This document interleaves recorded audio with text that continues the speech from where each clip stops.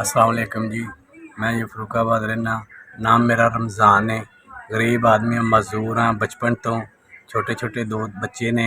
एक बच्चा मेरा चाले खोखे ते जांदा है, 50 रुपये वो लियाउंदा है। बीवी मेरी लोकां दे घरां च कम्म करदी है, गुजारा नहीं होंदा। महंगाई दा वक्त है, गरीब इंसान हाँ, लिहाजा कुछ मेरी मदद करो।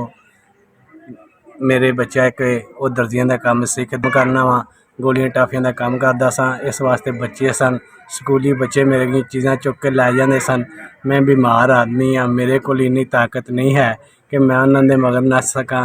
लिहाजा बेरोज़गार हाँ, कोई किसी किस्म दा कम्म कार नहीं करदा। मैं गरीब आदमी हाँ, तुसीं मेरी मदद करो। इहदा दौर है, आटा नहीं है, आटा लियाइए तो मर्चा नहीं है, मसाला नहीं हैगा। बहुत महंगाई का दौर है, मैं बहुत मज़ीद परेशान हाँ। मैं लिहाजा हालात दा बहुत मारिया वा, गरीब आदमी हाँ, किसी की मदद नाल किसी के मकान च रह रहा वा, मेरी मदद करो जी। अस्सलाम वालेकुम जी। तुहाडी तरफों 7000 रुपया आया है, बहुत बहुत मेहरबानी, बहुत बहुत शुक्रिया। गरीब आदमी की तुसीं मदद की है। अल्लाह पाक तुहानूं तंदुरुस्ती देवे, अल्लाह पाक तुहाडी जिंदगी करे, अल्लाह पाक तुहानूं तरक्की देवे।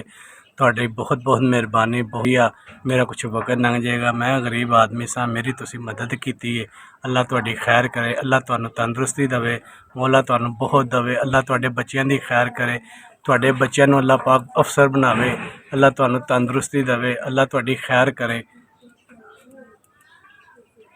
पाक तुहाडी खैर करे। ढेरों ढेर अल्लाह पाक तुहानूं रिज़क देवे, अल्लाह तुहाडे बच्चों की खैर करे, अल्लाह तुहाडे बच्चों नूं तंदुरुस्ती देवे, अल्लाह तुहाडे बच्चों की अफसर बनावे। अल्लाह तुसीं सदा सलामत रहो, जिउंदे रहो, आबाद रहो।